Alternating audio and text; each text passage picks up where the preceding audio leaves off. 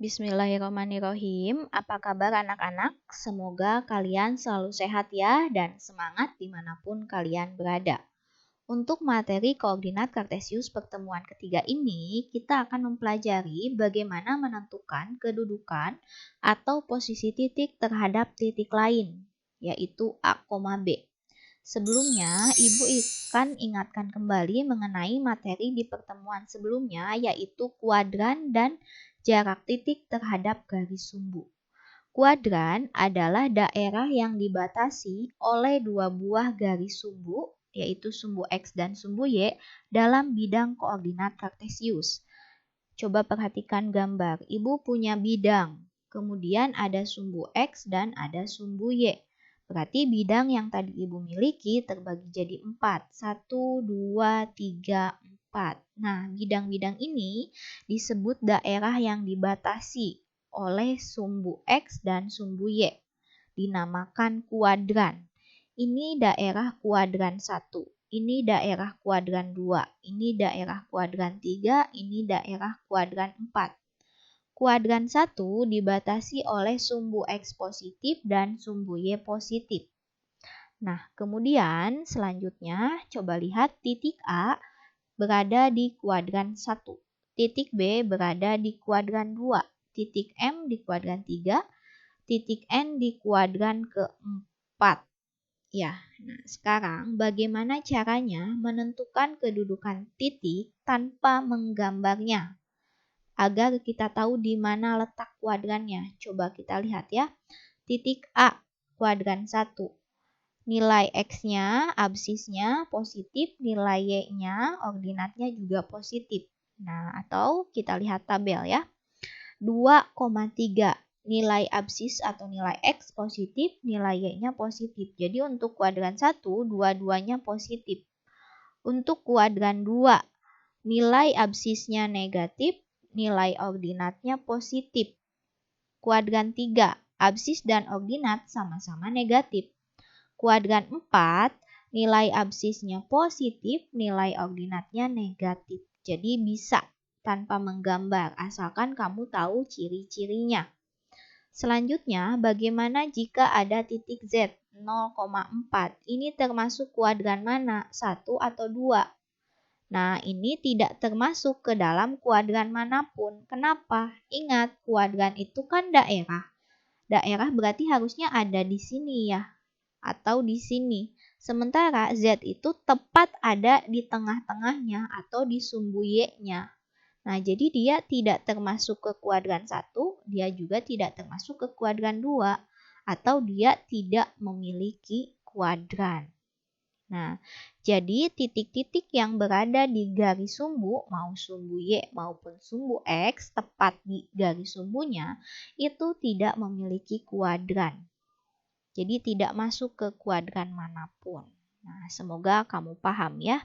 Selanjutnya, itu mengenai jarak titik terhadap garis sumbu. Ingat, selalu bernilai positif. Coba kamu perhatikan penggaris. Penggaris itu kan salah satu alat ukur jarak ya. Nah, di penggaris, angka terkecilnya itu adalah 0. Tidak ada bilangan negatif. Nah, jadi untuk jarak itu selalu bernilai positif. Terus bagaimana Bu dengan negatif? Nah, negatif itu ingat hanya menunjukkan arah saja. Nah, coba kita lihat agar kamu lebih paham. Ibu akan beri contoh 2. Untuk titik A, jaraknya terhadap sumbu X 1, 2, 3. 3 satuan. 3 satuan. Jaraknya terhadap sumbu Y 2 satuan. 1, 2. Nah, walaupun ke kiri itu jaraknya bukan negatif 1. Jaraknya adalah 2 satuan. Selanjutnya untuk titik M, jaraknya terhadap sumbu X 3 satuan, jaraknya terhadap sumbu Y 4 satuan. 3 satuan, 4 satuan. Nah, semoga kamu paham. Bagaimana caranya tanpa digambar? Kalau tanpa digambar berarti kita harus perhatikan koordinat titiknya. Lihat. Untuk koordinat titik itu kan selalu X, Y ya. Nah, 2,3. Ternyata jarak terhadap sumbu X-nya itu 3 satuan, terhadap sumbu Y-nya 2 satuan. Nah, jika kamu perhatikan nih, jarak terhadap sumbu X itu ternyata sama dengan bilangan pada ordinat atau pada nilai Y-nya, tapi positif. 3, 3, 4, 4, negatif 3, 3, negatif 3, 3, 4, 4. Nah, ini ternyata nilai dari ordinat yang positif. Sementara jaraknya terhadap sumbu Y, 2, 2, 4, 1, 0, nih lihat sama 2, negatif 2, negatif 4, 1, 0. Ternyata nilai positif dari absis. Ya, oh jadi tinggal ditukar saja, tapi ingat nilainya selalu positif karena jarak. Jadi kesimpulannya, jarak titik terhadap garis sumbu X merupakan nilai positif dari ordinat. Ordinat itu nilai pada sumbu Y, sementara jarak titik terhadap sumbu Y merupakan nilai positif dari absisnya atau nilai yang tertera pada sumbu X-nya. Nah, kemudian semoga kamu paham ya, ini materi di pertemuan kemarin. Materi hari ini adalah kedudukan titik terhadap titik tertentu A, B. Nah, Ibu ingatkan kembali nih, koordinat titik itu kan selalu X, Y ya. Nah, dan itu diperoleh dari atau merupakan kedudukan titik terhadap titik pusat koordinat atau titik asal ini nih, 0,0.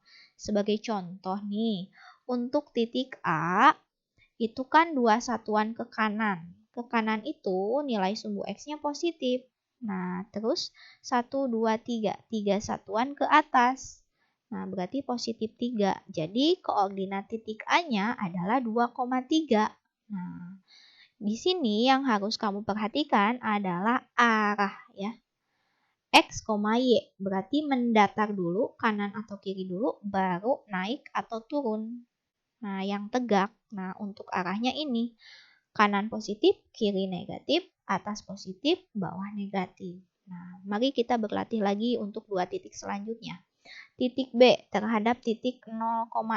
Berarti 2 ke kiri, negatif 2. 4 ke atas, positif 4. Jadi, koordinat titik B-nya negatif 2,4. Untuk titik N, 1 ke kanan, berarti positif. 3 ke bawah, karena ke bawah negatif, jadi negatif 3.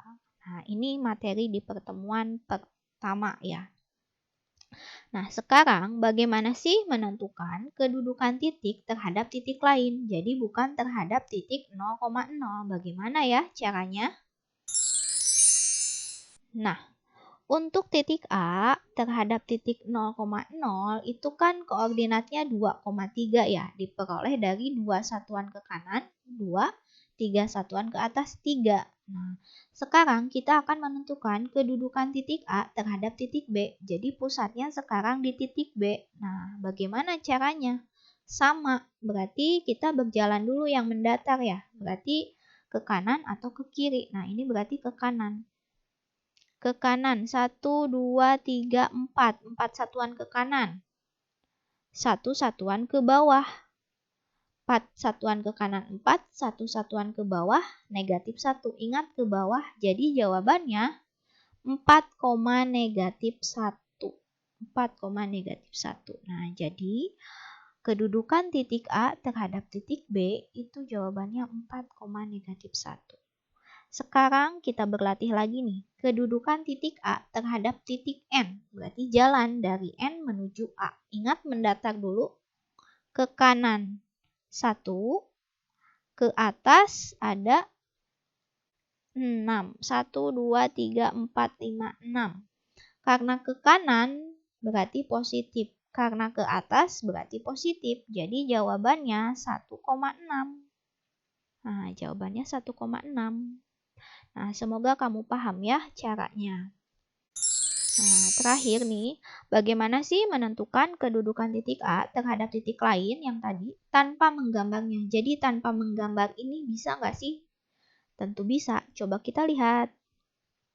Tadi jawaban kedudukan titik A 2,3 terhadap titik B negatif 0,24 adalah 4, negatif 1. Mari kita lihat hubungan antara absis A dan absis B, dan ordinat A dan ordinat B. Nah, ini gimana caranya ya biar bisa menghasilkan 4, negatif 1? Dikali 2 dikali negatif 2. Harusnya negatif 4, bukan. Dibagi 2 dibagi negatif 2, harusnya negatif 1, bukan. Kalau ditambah 2 ditambah negatif 2, 0, bukan juga. Satu lagi dikurang 2 dikurangi negatif 2. Nah, 2 dikurangi negatif 2. Nah, karena sama-sama negatif, nah berarti harus kita rubah dulu jadi satu tanda. Negatif kali negatif, positif. Jadi 2 tambah 2. Hasilnya 4. Wah, ternyata sama 4. Nah, coba kita cek untuk hubungan dari ordinatnya. 3 dikurangi 4, apakah negatif 1? Benar. Oh, ternyata caranya dikurang saja tanpa digambar. Nah, kita coba lagi ya untuk titik N yang tadi. Titik A terhadap titik N. Jawabannya 1,6. Lihat. Hubungan 2 dengan 1, hubungan 3 dengan negatif 3. 2 dikurangi 1. 1. 3 dikurangi negatif 3. Karena sama-sama negatif, jadi positif. 3 tambah 3, 6. Wah, ternyata benar. Oh, jadi caranya tinggal dikurangi saja ya. Jika ditanya kedudukan titik A terhadap titik N, berarti titik A dikurangi titik N. X dikurangi X-nya, nilai Y dikurangi nilai Y-nya. Atau nilai absis dikurangi nilai absis, nilai ordinat dikurangi nilai ordinat. Nah, kamu boleh melakukan atau mencarinya dengan cara yang tadi, dengan menggambar boleh, atau dengan pengurangan ini juga boleh. Nah, silahkan berlatih untuk menjawab pertanyaan yang ini. Tugas keterampilan. Petunjuknya, gambar ini itu merupakan gambar denah yang Ibu sederhanakan dari buku paket halaman 53. Caranya, kamu salin dulu gambar ini ke dalam buku tugas matematika. Kemudian kamu lengkapi titik-titik di sini. Nah, sebagai contoh nih, koordinat lapang. Lapang ini berapa koma berapa ya? Coba lihat. Ke kiri 4 berarti negatif 4, ke atas 3. Nah, berarti positif 3. Berarti koordinat lapang itu negatif 4,3. Nah, kemudian kedudukan lapang terhadap hutan. Berapa sih lapang ini terhadap hutan ini? Kamu boleh pakai caranya tadi dengan dari gambar atau dikurangi saja. Itu juga boleh.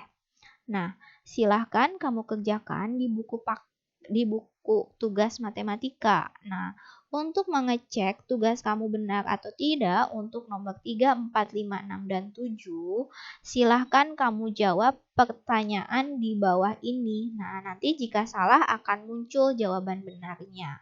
Selamat mengerjakan. Assalamualaikum warahmatullahi wabarakatuh.